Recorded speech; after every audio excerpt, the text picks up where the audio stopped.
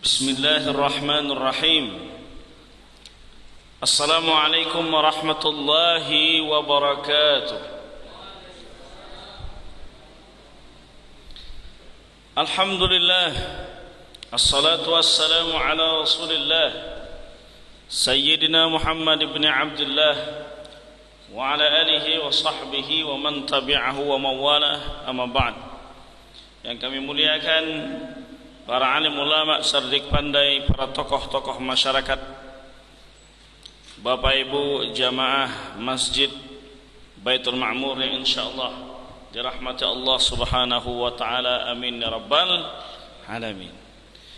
Pada malam yang berbahagia ini, Jumat pekan kedua, kita akan melanjutkan kajian kita membahas hadis Al-Arba'in An-Nawawiyah. Kemarin yang kita sudah kaji hadis yang ke-7. Sekarang yang ingin kita kaji tidak lain adalah hadis yang ke-8 dari kitab Al-Arba'in An-Nawawiyah. Bismillahirrahmanirrahim. An Ibni Umar radhiyallahu anhuma, dari sahabat Nabi bernama Ibnu Umar, berarti dia putra daripada Umar ibn al-Khattab, Abdullah bin Umar radhiyallahu anhuma. Kalau kita sebut Amr bin As, maka yang kita doakan radhiyallahu anhu. Kalau yang kita sebut adalah Salman Al-Farisi, maka yang kita doakan adalah radhiyallahu anhu.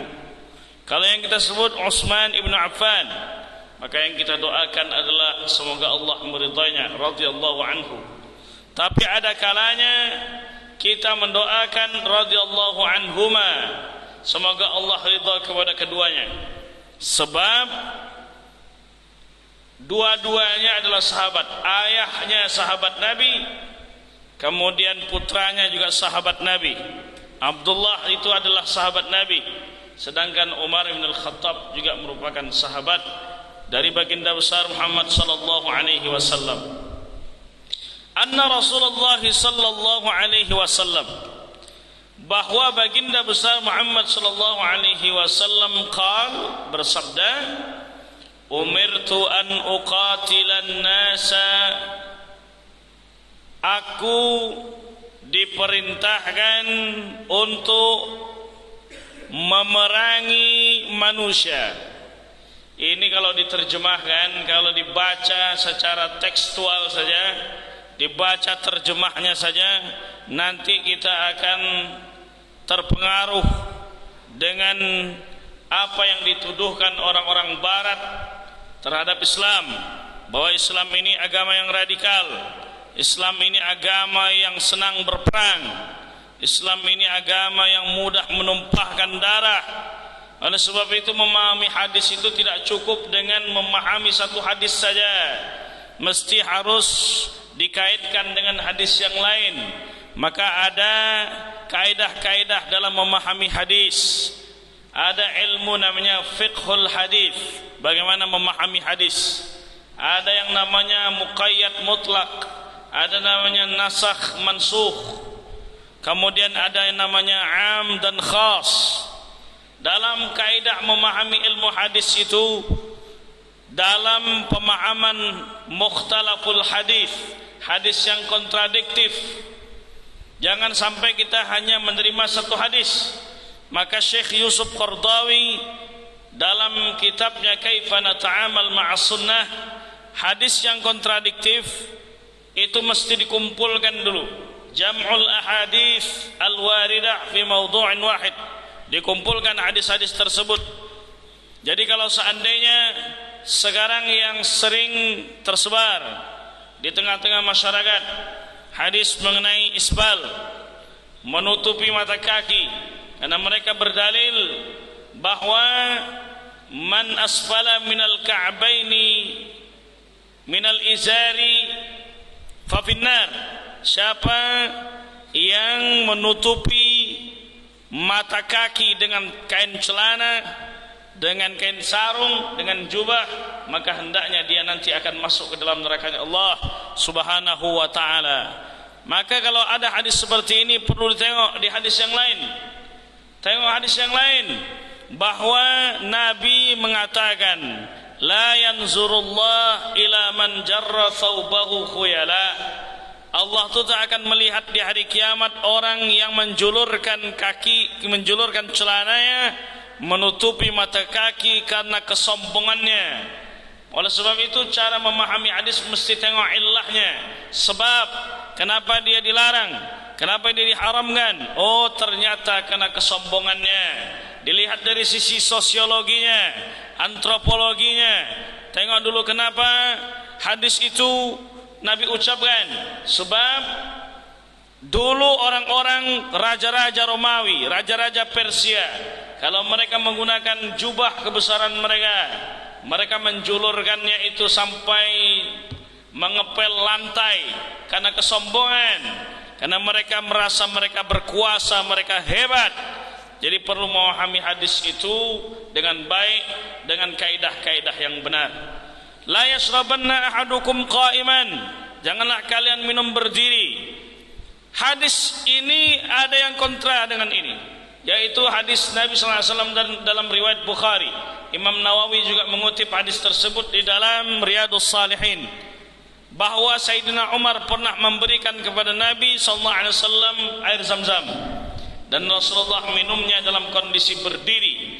Maka kesimpulannya, kalau ada hadis yang melarang, datang hadis yang membolehkan, maka hukumnya tidak jatuh kepada haram, melainkan makruh. Maka minum berdiri hukumnya tidak haram, hukumnya adalah makruh. Tapi kita kalau seandainya sedang dalam kondisi berhaji, tak ada tempat duduk, kita sedang umrah, tak ada tempat duduk. Kalau kita duduk kotor kain ihram kita, maka boleh minum dalam kondisi berdiri. Termasuk memahami hadis Nabi sallallahu alaihi wasallam ketika Nabi ditanya oleh seseorang yang ayahnya merupakan seorang Yahudi, "Ya Rasulullah, aina abi? Nanti di mana letak ayahku nanti?" Kata Nabi, "Inna abaka finnar, ayahmu nanti di neraka." Memasam wajah orang tadi, lalu Nabi menghiburnya dengan mengatakan, "Inna abi wa abaka finnar." Sesungguhnya ayahku dan ayahmu nanti di neraka. Orang yang tak paham konteks daripada hadis tersebut, dia hanya menerima menelan mentah-mentah tekstualnya, maka dia akan mengatakan ayah yang dimaksud itu adalah Abdullah. Abdullah adalah ahli neraka. Padahal ulama sepakat bahwa ayah Nabi Abdullah merupakan ahlul fatrah, orang yang menanti masa kehadiran Nabi. Jadi dalam Imam Khatib al-Baghdadi, bukan pimpinan Khawarij, salah satu ulama hadis dari Baghdad, Irak, menurut beliau menyusun kaidah bahwa kalau ada hadis sahih secara riwayat tapi tidak sahih secara makna, disebabkan karena dia bertentangan dengan masdar yang pertama, yaitu Al-Quran. Sebab Al-Quran menegaskan, "Wa ma kunna mu'adzibina hatta nab'atha rasula." Kami tak akan mengazab suatu kaum kecuali kami telah mengutus nabi di tengah-tengah mereka. Kapan Rasulullah Muhammad itu diangkat menjadi nabi? Setelah beliau berusia 40 tahun. Dan beliau lahir belum sempat melihat wajah ayahnya, sehingga ayahnya adalah ahlul fatrah, tidak akan diazab oleh Allah Subhanahu wa ta'ala. Dan di dalam kitab Al-Mutasyaddidun karya Syekh Ali Jum'ah dijelaskan bahwa itlaqul lafzil ab lil am min adatil Arab. Kebiasaan Arab itu menisbatkan ayah kepada paman. Saking dekatnya dia kepada pamannya, dipanggilnya ayah. Dalilnya bahwa disebutkan di dalam kitab Al-Bidayah wa Nihayah karya Imam Ibnu Katsir, bahwa ayah daripada Nabi Ibrahim itu bukan Azar. Azar itu paman dia. Ayah dia namanya Tarikh. Sebagian riwayat mengatakan Tarikh pakai ha. Jadi yang dimaksud dengan ayah, kata Nabi itu adalah pamannya Abu Talib. Bapak Ibu yang dirahmati Allah Subhanahu wa taala, umirtu an uqatilan nas, kata Nabi sallallahu alaihi wasallam, aku diperintahkan untuk memerangi manusia hatta yashhadu an la ilaha illallah, sampai mereka bersyahadat tiada Tuhan selain Allah Subhanahu wa taala, wa anna Muhammadar Rasulullah, dan Nabi Muhammad adalah utusan Allah. Tengoklah ayat-ayat dan hadis-hadis yang berkenaan mengenai peperangan. Adakah perintah Allah untuk menyuruh manusia memerangi terlebih dahulu? Tak ada. Semua ayat-ayat yang berkenaan mengenai perang itu adalah ketika kita tertindas, terzalimi, diperangi, dibunuh, baru kita boleh untuk menyerang, boleh untuk membunuh, boleh untuk memerangi. Fa in qataluukum faqtuluhum, kata Allah dalam Quran, kalau kalian diserang, kalau kalian diperangi, maka bunuhlah, maka perangilah. Tapi dalam Islam tidak ada peperangan yang dimulai oleh Islam. Jihad adalah bagian pertahanan dan perlawanan. Jangankan manusia, hewan saja kalau dia ditindas, dizalimi, mereka melawan. Hewan saja kalau seandainya diganggu, mereka melawan. Apalagi kalau seandainya hak-hak manusia dizalimi oleh orang lain. La yanhaakumullah 'anil ladzina lam yuqatilukum fid din wa lam yukhrijukum min diyarikum an tabarruhum wa tuqsitu ilaihim. Bahwa kalau seandainya orang-orang kafir itu tidak memerangi kalian, satu. Yang kedua, tidak mengusir kalian dari kampung kalian. Dua, an tabarruhum, buat baiklah, wa tuqsitu ilaihim, berbuat adillah kepada mereka. Jadi kita tidak boleh serta-merta kalau seandainya ada orang yang beda akidah dengan kita lalu kita tumpahkan darahnya. Haram. Karena dalam Islam itu nyawa perlu dijaga. Man qatala nafsan bighairi nafsin aw fasadin fil ardi faka'annama qatalan nasa jami'a. Siapa yang membunuh satu nyawa, pada hakikatnya dia telah membunuh seluruh manusia yang ada di muka bumi ini. Oleh sebab itu kita mesti berbuat adil.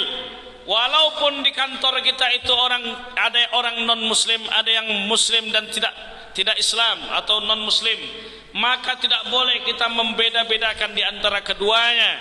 Berikan hak sesuai dengan porsinya, berbuat baiklah kepada orang yang tidak memerangi kalian.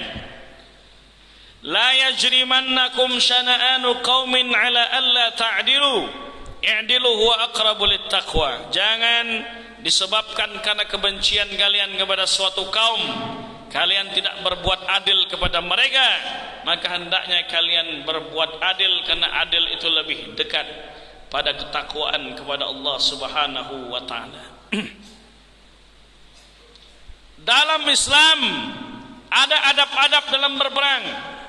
Dalam hadis Nabi yang diriwayatkan oleh Imam Abu Daud dan juga ada di dalam kitab Al-Muwatta' lil Imam Malik bin Anas, la taqtulanna imra'atan, janganlah kalian membunuh perempuan, wala tiflan, janganlah membunuh anak kecil, wala sayyiban wala kabiran, jangan kalian membunuh anak bayi dan jangan membunuh orang-orang tua, syaikhan faniyan, janganlah membunuh orang yang sudah tua renta, wala taqta'anna syajaran musmiran, dan janganlah kalian memotong pohon.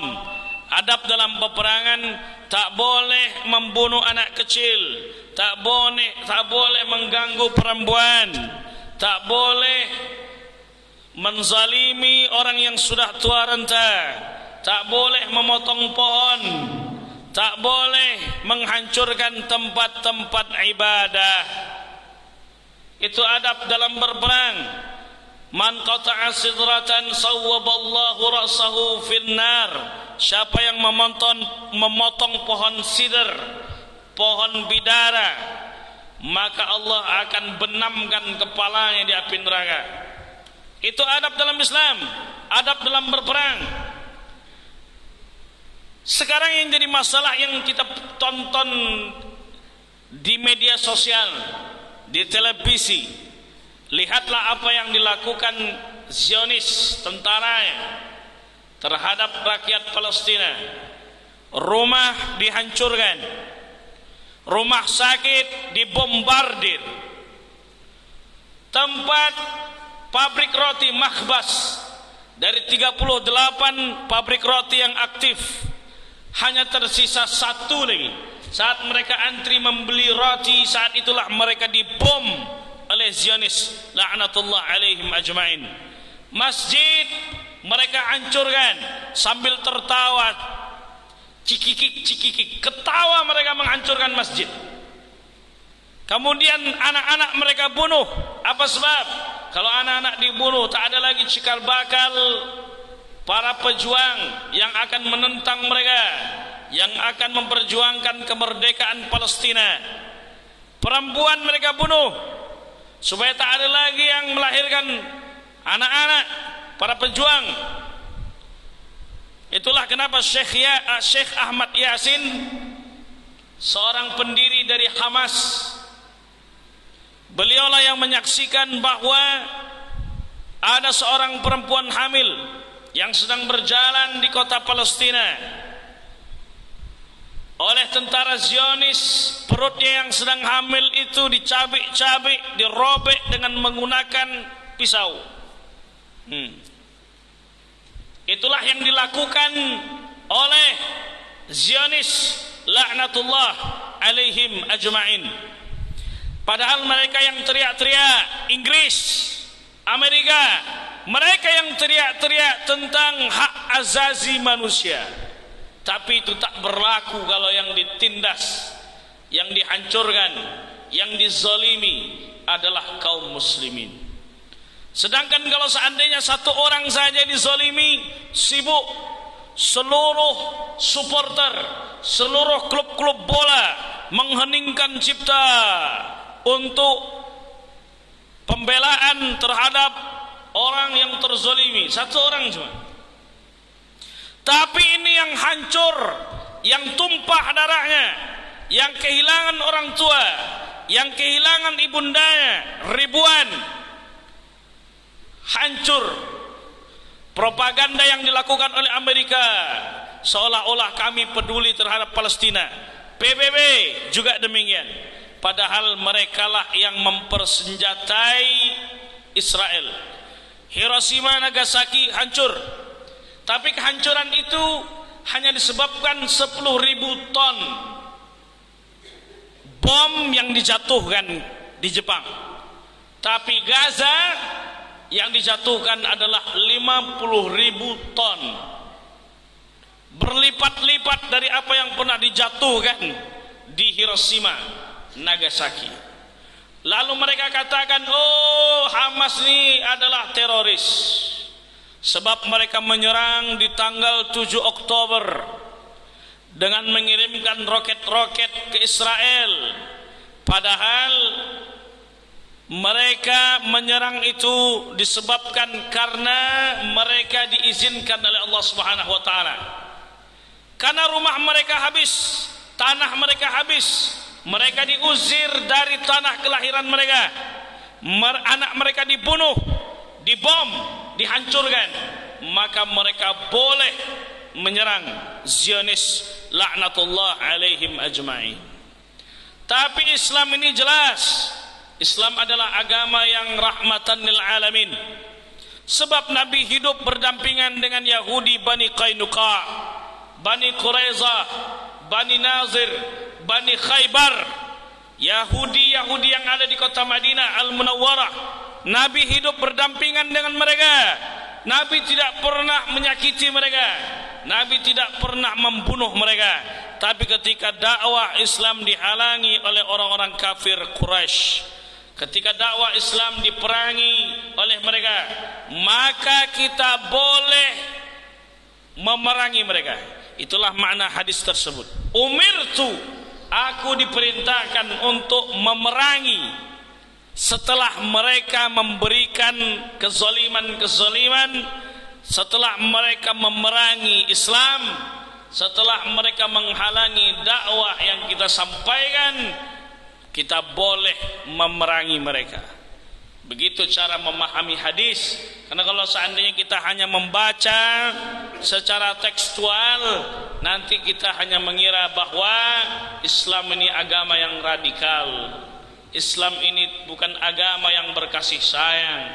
Padahal Islam inilah adalah agama yang sangat santun, agama yang senantiasa berkasih sayang. Ar-rahimuna yarhamuhumur rahman. Kata Nabi sallallahu alaihi wasallam, orang yang berkasih sayang itu adalah orang yang dikasihi, disayangi oleh Allah Subhanahu wa taala. Irhamu man fil ardi yarhamkum man fis sama. Sayangi penduduk bumi, maka malaikat-malaikat Allah akan sayang kepada kalian. Begitulah Islam. Islam mengatur hubungan kepada tetangga. Walaupun tetangga kita adalah non-muslim, maka kita tak boleh mencaci mereka, tak boleh menumpahkan darah mereka, tak boleh membunuh mereka, tak boleh mencela mereka. Kita harus bertoleransi kepada mereka. Kalau kita menggunakan konsep toleransi akidah, lakum dinukum waliyadin.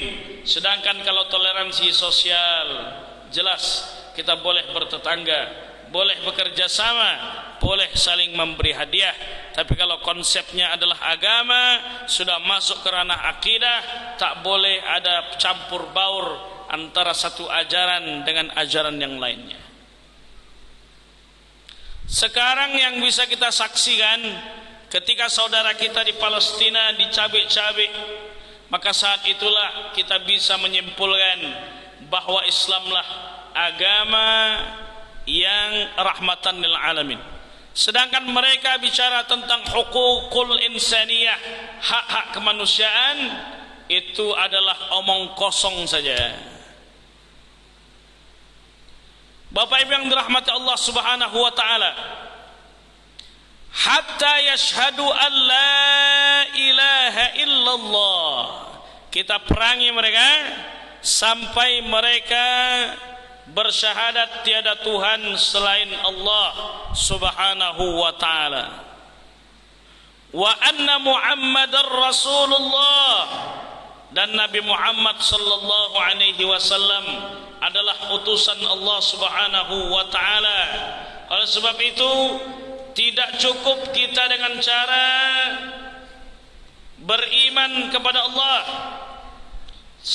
kita mesti harus sandingkan iman kepada Allah itu dengan iman kepada Rasulnya. Qul in kuntum tuhibbunallaha fattabi'uni yuhibbukumullah. Kata Allah dalam Al-Quran, katakanlah kalau engkau cinta, kalian cinta dengan Allah Subhanahu wa taala, maka ikutilah tunjuk ajar daripada Nabi Muhammad sallallahu alaihi wasallam, yuhibbukumullah, maka Allah akan cinta pula kepada kalian. Sebab orang-orang kafir Quraisy, mereka hanya mau beriman kepada Allah. Wala in sa'altahum man khalaqas samawati wal ard wa sakhkhara asy-syamsa wal qamar la yaqulunna Allah. Kalau ditanyakan kepada mereka, siapa yang menciptakan langit dan bumi, siapa yang menggerakkan matahari dan bulan, mereka akan berkata Allah. Tapi mereka tak mau sujud di hadapan Allah. Tapi mereka tidak mau mengikuti tunjuk ajar daripada Rasulullah sallallahu alaihi wasallam. Saat baginda Nabi berangkat ke kota Syam, Syam itu terbagi menjadi 4 negara: Yordania, Lebanon, Palestina, Suriah. Sebelum sampai di kota Syam, Abu Talib bersama keponakannya yang masih berusia 12 tahun itu jumpa dengan seorang pendeta namanya Bahira. Pendeta Bahira ini adalah pendeta yang dia tidak keluar dari gereja, dia tak keluar dari rumah. Mereka hanya makan saja dan menunggu kedatangan Nabi terakhir. Ketika jumpa dengan Abu Talib, siapa ini wahai Abu Talib? Anakku. Kalau seandainya ku baca kitab-kitab terdahulu, ini bukan anakmu, ini adalah keponakan engkau, anak daripada saudaramu. Dia nanti akan menjadi seorang nabi wahai Abu Talib, maka bawa pulanglah ke kota Makkah, jangan engkau bawa ke kota Syam. Aku khawatir nanti orang-orang Yahudi yang ada di kota Syam ini akan membunuh dia. Sebab orang-orang Yahudi mereka iri. Kenapa? Karena mereka berharap nabi terakhir itu adalah keturunan daripada Ishak. Tapi ternyata nabi terakhir itu keturunan daripada Ismail alaihissalam. Maka mereka tak terima dengan kenabian Muhammad SAW. Dari mana engkau tahu bahwa keponakanku ini akan menjadi nabi? Lamma nazaltum minal aqabah, ketika engkau baru sampai dari Aqabah. Ma ra'aitu syajaran wala hajaran illa kharra sajida. Aku tak melihat pepohonan, aku tak melihat hajar, batu, kecuali mereka sujud kepada anak tersebut. Wala yasjudani illa linabiyyin, dan mereka pun tak akan sujud kecuali kepada sosok seorang nabi. Jadi dalam kitab-kitab terdahulu sudah dikabarkan bahwa ciri-ciri kenabian itu adalah dia kalau berjalan dinaungi awan, kalau berjalan pohon bebatuan sujud kepadanya.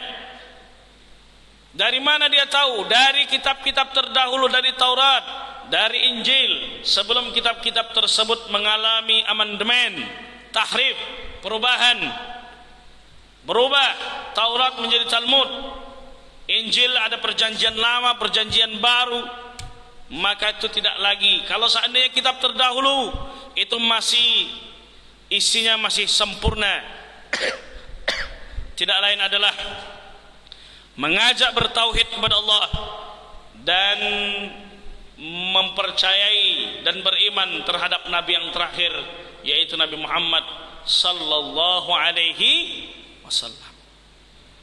Nabi Muhammad juga diakui oleh Nabi Isa sebagaimana dikutip di dalam Al-Quran. Ya'ti min ba'di ismuhu Ahmad, akan datang nabi terakhir namanya Ahmad. Ahmad itu bukan nabi selain daripada Nabi Muhammad. Ahmad itu nama lain dari Rasulullah sallallahu alaihi wasallam. Jangan sampai seperti orang-orang yang di India, mereka menganggap bahwa ada nabi yang datang setelah Nabi Muhammad, yaitu Mirza Ghulam Ahmad. Itulah agama mereka, agama Ahmadiyah. Nama lain dari Rasulullah adalah Mustafa. Nama lain dari Rasulullah adalah Taha. Salatullah salamullah ala Taha Rasulillah. Salatullah salamullah ala Yasin Habibillah. Taha, Yasin, Mustafa, Ahmad, Abul Qasim, bapaknya Qasim, sebab beliau punya anak namanya Qasim. Banyak nama-nama lain dari Rasulullah sallallahu alaihi wasallam. Bapak Ibu yang dirahmati Allah Subhanahu wa taala, kalau kita mau beriman kepada Allah, mesti harus sepaket dengan beriman kepada kekasihnya Nabi besar Muhammad sallallahu alaihi wasallam. Kalau kita umat Islam tentu saja mengakui kenabian kita, sedangkan agama lain tak mau mengakui kenabian Muhammad, khususnya orang-orang Bani Israel. Bani Israel ini mereka hanya mengakui nabi yang keturunan dari Bani Israel saja.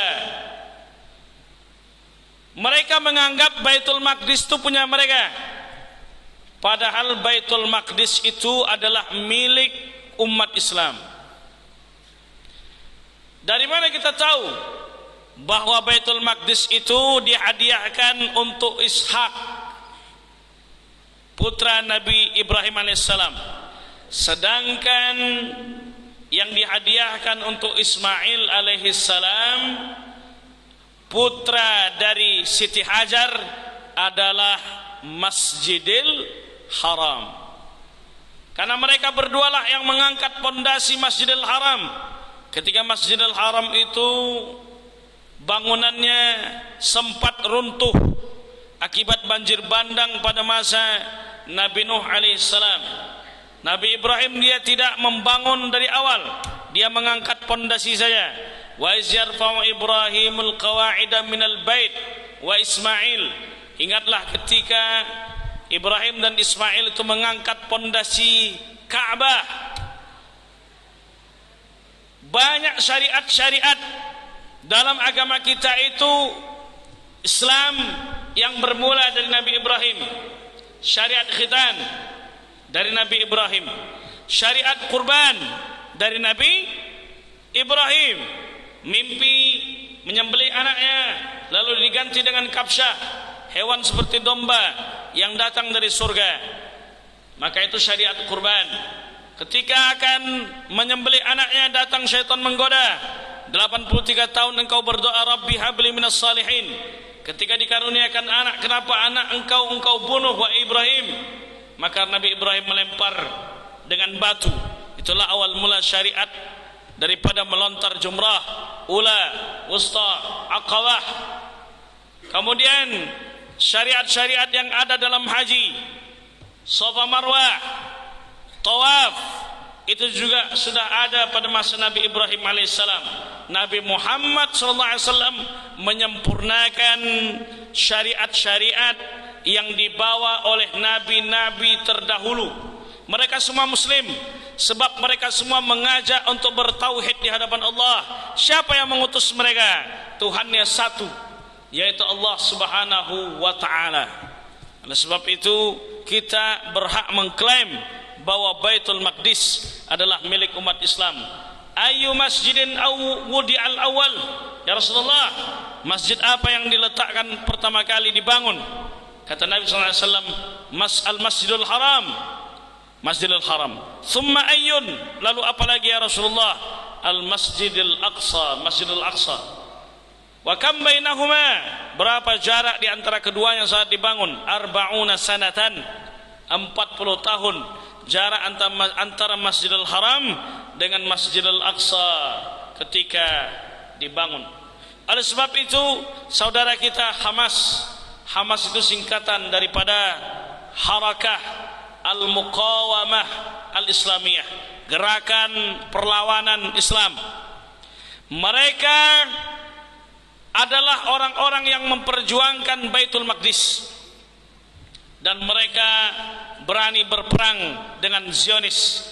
Kalau seandainya mau dikatakan perang antara tentara dengan tentara, maka hakikatnya Hamas sudah menang, karena Hamas sudah banyak meluluh lantakkan tank-tank militer, membunuh tentara-tentara Zionis.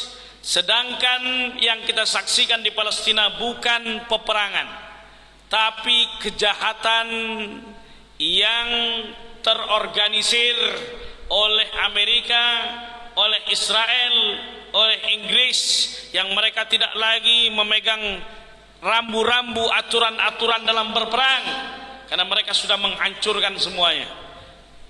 Mereka sudah khawatir karena mereka tahu bahwa raja-raja mereka tidak ada yang memimpin lebih dari 80 tahun. Karena mereka sudah masuk 8 dekade, maka mereka itu Netanyahu sudah kalang kabut, maka dia tak punya arah lagi, dah hancur otaknya, maka semua dibom, semua dihancurkan. Dia mengira dengan melakukan hal yang demikian umat Islam akan menyerah, umat Islam akan meninggalkan tanah Palestina. Tidak demikian, karena kita didasari dengan iman. Kalau seandainya mereka mati dalam kondisi syahid, menyaksikan di mana nanti mereka akan ditempatkan di hadapan Allah. Orang yang mati jihad fisabilillah syahid, al-mat'unu syahid, orang yang mati kena wabah syahid, Al-ghariq syahid, orang yang mati tenggelam syahid, orang yang mati kena erupsi pun syahid, menyaksikan tempat mereka di hadapan Allah Subhanahu wa taala. Maka apa yang dilakukan oleh Nabi baginda besar Muhammad SAW itu tidak lain adalah sesuai dengan tunjuk ajar, sesuai dengan aturan-aturan, sesuai dengan apa yang mestinya dilakukan, harus sesuai bahwa kita tetap harus menjaga etika-etika dalam berperang, dan kita tidak boleh secara brutal datang ke suatu kampung lalu kita perangi sedangkan mereka tidak berdosa, sedangkan mereka tidak melakukan kezaliman. Itulah yang dicontohkan oleh baginda besar Muhammad sallallahu alaihi wasallam. Sampai mereka bersyahadat wa yuqimus shalah. Setelah mereka bersyahadat barulah mereka mendirikan salat secara urutan syahadat dulu. Sebab kalau kita belum syahadat amal kita tak akan diterima. Mesti harus syahadat. Asyhadu an la ilaha illallah wa asyhadu anna Muhammadar Rasulullah. Syahadat kita tak perlu ditambahkan yang lain seperti orang-orang Syiah yang menambahkan wa asyhadu anna Aliyan waliyullah. Ali adalah wali Allah, wa anna Abu Bakrin wa Umar wa Utsman kulluhum finnar. Abu Bakar Siddiq, Umar, Utsman semuanya di neraka. Itulah yang diyakini oleh orang-orang Syiah, dan meyakini bahwa Hafsah dan Aisyah istri Nabi adalah penduduk neraka juga, sebab mereka annahuma saqatahu. Mereka Syiah meyakini bahwa istri Nabi ini adalah yang meracuni baginda besar Muhammad sallallahu alaihi wasallam. Oleh sebab itu mesti harus menegakkan salat, beriman kepada Allah, beriman kepada Rasulullah, lalu menegakkan salat. Sebab kita salat ini ikut siapa? Ikut tunjuk ajar dari baginda besar Muhammad sallallahu alaihi wasallam. Sallu kama raaitumuni usalli. Salatlah kalian sebagaimana kalian melihat aku salat. Akan tetapi kita melihat ada orang yang belum bisa melaksanakan salat secara utuh, masih sering meninggalkan salat. Maka tanggung jawab kita adalah mengajak mereka untuk melaksanakan salat. Tapi tak bisa memaksa orang, karena Allah berfirman, fadzakir innama anta mudzakir lasta alaihim bimusaitir. Berilah peringatan, karena tugas engkau hanya memberikan peringatan. Kita tidak punya daya upaya memaksa orang untuk beriman kepada Allah Subhanahu wa taala. Faman syaa'a falyu'min wa man syaa'a falyakfur. Siapa yang ingin beriman silahkan beriman, siapa yang mau ingkar silahkan ingkar. Inna a'tadna liz-zalimina naran ahata bihim suradiquha. Tapi kami sediakan api neraka yang apinya menyala-nyala, yang akan membakar, menghanguskan mereka. Meninggalkan salat kalau seandainya karena malas, lalai, maka jatuh kepada fasik. Tapi kalau meninggalkan salat sebab mengingkari syariat Allah, maka jatuh kepada kekufuran. Itulah pendapat Imam An-Nawawi. Man tarakas salata muta'ammidan, siapa yang meninggalkan salat secara sengaja, faqad kafara jihara, maka dia telah kafir secara nyata. Kalau ada muallaf yang masuk Islam, mesti harus dirangkul dengan cara diadakan ta'lim, kajian-kajian untuk mengenalkan Islam kepada mereka secara utuh. Makanya ada muallaf center. Kalau ada pembagian zakat, maka mualaf-mualaf yang baru masuk Islam itu berhak menerima zakat, supaya hati mereka itu semakin yakin bahwa Islam adalah agama yang penuh dengan solidaritas. Wa yu'tuz zakah, lalu menunaikan zakat yang mesti harus ditunaikan kepada saudara-saudara kita, tidak lain adalah tazkiyah, untuk mensucikan harta-harta yang ada dalam diri kita. Yang ada yang kita pegang mesti harus dibersihkan. Kalau orang sudah terlanjur makan harta haram, Kalau sudah terlanjur mendapatkan harta dari sesuatu yang tak baik, apakah harta tersebut boleh dizakatkan, boleh diinfakkan? Kata Syekh Yusuf Qardawi almarhum rahimahullah dalam kitabnya Fatawa Mu'asirah, fatwa kontemporer, bahwa harta itu tidak boleh dibakar, dirusak, dibuang. Jadi kalau sudah terlanjur nih dapat duit dari hasil korupsi, bagaimana? Boleh disedekahkan ke maslahat orang banyak. Karena harta tak boleh dirusak. Boleh disedekahkan ke yayasan, pembangunan jalan, pembangunan masjid, pembangunan sekolah. Tapi kalau secara afrad, secara pribadi, kepada fakir miskin, kepada tetangga, tak boleh, haram. Tapi untuk maslahat orang banyak boleh, dan harta tidak boleh untuk dirusak. Fa idza fa'alu dzalika asamu minni dima'ahum. Kalau mereka sudah bersyahadat, kalau mereka sudah menunaikan salat, kalau mereka sudah menunaikan zakat, kalau mereka sudah melakukan ini semua, maka darah mereka tidak boleh untuk ditumpahkan. Terjagalah dariku, dari kami, darah-darah mereka.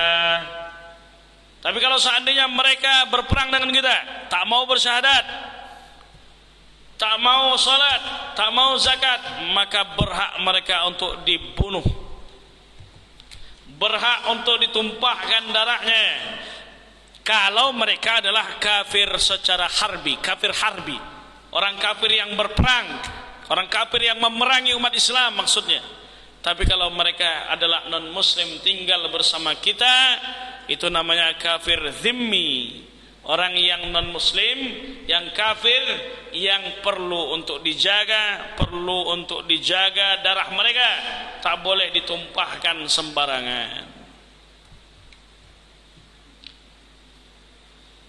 Asamu minni dima'ahum,